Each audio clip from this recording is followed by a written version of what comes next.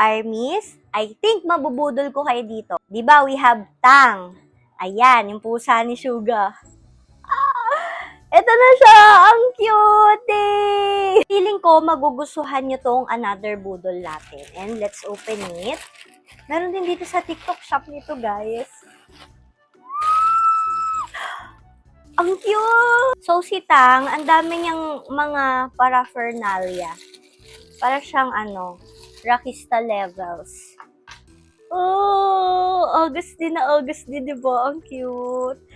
Ay, ang cute nito. Meron siyang mini goggles. So, lalagay natin. I-set up muna natin si Tang. Opo. So, itong tumutunog na belt ay ilalagay daw natin sa leeg ni Tang.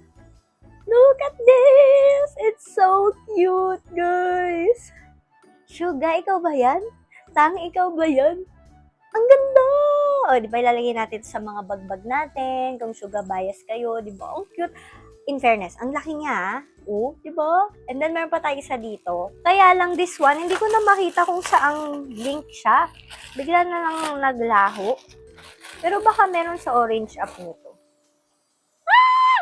Oh, it's so cute! Woo! Di ba? Tang with the Bumblebee. Meron diyang bee.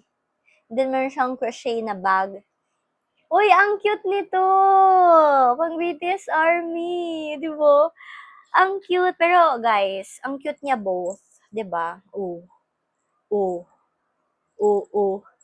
Ang ganda!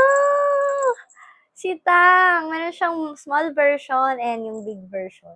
Ilalagay ko siya sa yellow basket. Gusto niyo ba? Let me know. Ang cute!